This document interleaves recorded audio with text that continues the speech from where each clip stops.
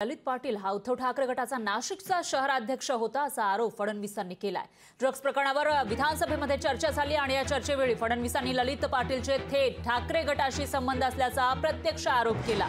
तत्पूर्वी ललित पाटील वेगवेगळ्या व्याधींनी त्रस्त असल्याने ससूनमध्ये उपचार घेत होता असं उत्तरही त्यांनी दिलं। तर फडणवीस सभागृहाला भरकटत असल्याचा आरोप सुषमा अंधारेंनी केला आहे, पण तो आमचा कधीच पदाधिकारी नव्हता असं म्हणत फडणवीसांनी आरोप केल्याचं सुद्धा या ठिकाणी त्या म्हणाल्यात आणि त्यांनी फडणवीसांचा आरोप फेटाळून लावलाय। खरं म्हणजे ललित पाटील हे शिवसेनेचे म्हणजे उद्धवजींच्या शिवसेनेचे त्या ठिकाणी नाशिकचे शहर प्रमुख होते आणि त्याच्यामुळे मला असं वाटतं कुठला व्यक्ती हा कुठल्या पक्षात आहे वगैरे हे महत्त्वाचं नाही।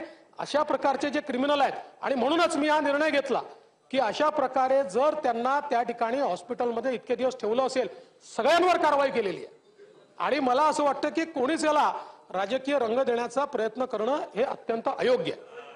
ललित पाटील कोणत्या गुन्ह्यासाठी अटक झाला होता आणि तो गुन्हा ज्या नाशिकमध्ये घडला त्या नाशिकमध्ये त्या गुन्ह्यासाठी त्याला कोण कोण मदत करत होतं, ललित पाटील कुणाच्या राजकीय आशीर्वादाने नाशिकमध्ये एवढं सगळं रॅकेट चालवत होता याची माहिती देवेंद्रजींनी सभागृहाला अजिबात दिलेली नाही। ती माहिती समोर येणं फार गरजेचं होतं। ललित पाटीलला तिथून पुढे आणण्यात आलं ससून हॉस्पिटलमध्ये।